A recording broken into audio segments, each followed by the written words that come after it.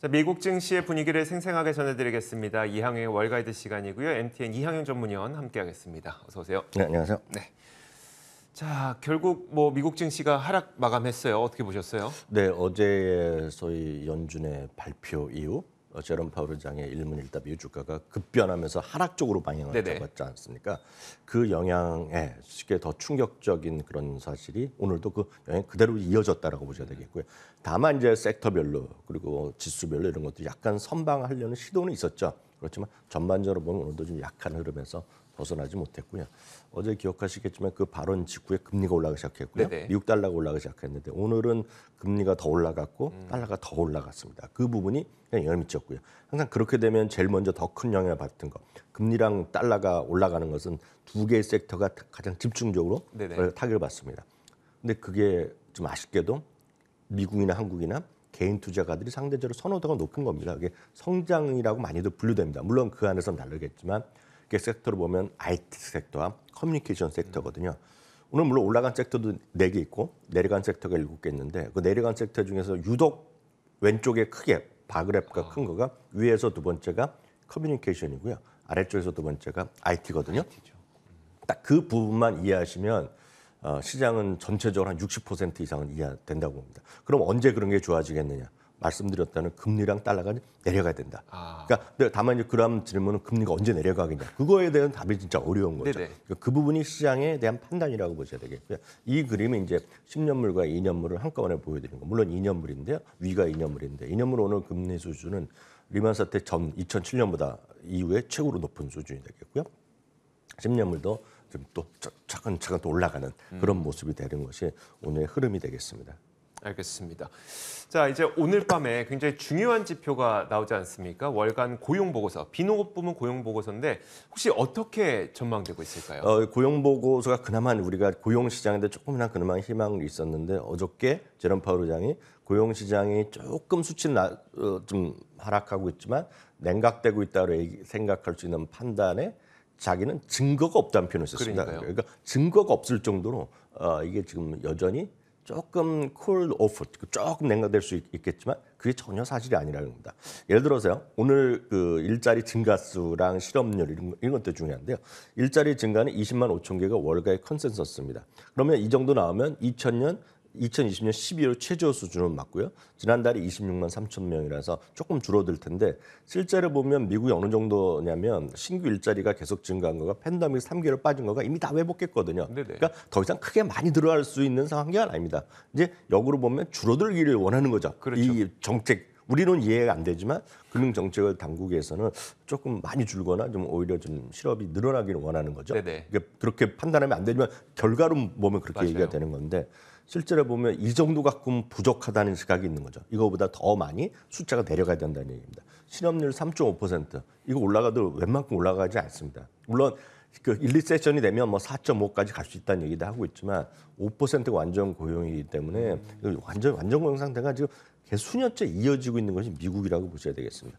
시간당 임금도 약간 증가폭이 줄어들겠죠. 지난달에는 연율로 9%, 5%가 나왔는데 이번에 4.7, 전월 대비 0.3 정도 얘기하고 있는데 여전히 이것도 시장에서 만족할 만한 수준은 아니라는 것이 제프리 증권의 선임 이코노미스트를 비롯해서 대부분의 사람들이 물론 지난달보다 조금 낮아지겠지만 그 정도를 갖고 어저께 있었던 연준의 어떤 판단을 뒤바꿀 만한 게 나오겠냐는 거죠. 또 하나가 이제 말이 다음 주까지 말씀은 다음 주에는 CPI가 목요일 날 나오거든요. 그러니까 우리 시가 목요일 밤부터 금요일 새벽 시장에 반영될 텐데 CPI 자체도 조금 낮아질 수는 있을 겁니다. 그렇지만 지금 추적하는 게 보면 지난달과 비슷한 8.1 정도가 나오고 있고요. 코어 CPI는 지난달부터 더 올라갈 가능성이 큽니다. 이미 이렇게 예측돼 있기 때문에 그걸 갖고 지금 어저께 그 제롬 파월 의장의 스탠스가 한꺼번에 바뀌기는 쉽지 않다라고. 그렇죠. 일단은 좀 마음에 좀 여유를 갖고 보실 수밖에 없다 이렇게 저는 이해를 하고 있습니다. 말이 좋아서 마음의 여유지 좀 더 힘들어지는 기간이 오래될 수 있다는 거니까요. 마음의 여유라는 것은 우리가 막 적극적으로 해서 될 때가 있고 안 될 때가 있는데 계속 제 의견이지만 적극적으로 한다고 해서 지금 뭐가 되는 시기가 아니다. 라고 좀 생각하고 있죠. 알겠습니다. 자, 종목별로 한번 살펴보도록 하겠습니다. 퀄컴이 결국은 많이 하락해서 끝났더라고요. 네, 퀄컴은 실적 가이던스 실적의 눈높이를 맞췄어요. 이번에 분기. 그렇지만 실적 가이던스가 기대 이하가 나왔고 전반적으로 지금 중국의 수요 둔화, 특히 중국의 스마트폰 시장이거든요. 기억하시겠지만 저희가 다음 주 금요일 날도 또 보여드릴 수가 있습니다. 뭐냐면 미국의 주요 상품들의 가격들을 계속 인플레이션 트래커란 거를 그렇죠. 월스트리트 저널에서 만들었기 때문에 여러분 누구나 다 보실 수 있습니다. 거의 200여 항목 여러분들 직접 넣을 수 있는데 가장 많이 떨어진 작년 대비 물가 떨어진 게 별게 없었는데 떨어진 거가 뭐 한 5% 10%밖에 안 되는데 제일 많이 떨어진 거가 두 개가 있습니다. 하나가 스마트폰입니다. 거의 작년 대비 20%가 떨어졌다는 거예요. 한번 생각해 보세요. 그러면 지금 아이폰 가격이 떨어진 게 없잖아요. 네.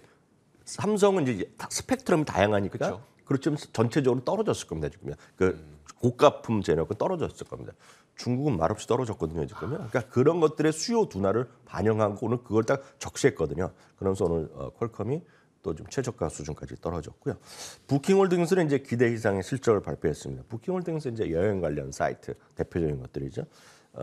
2019년 동기 대비 예약이 12%가 늘어났다고 합니다.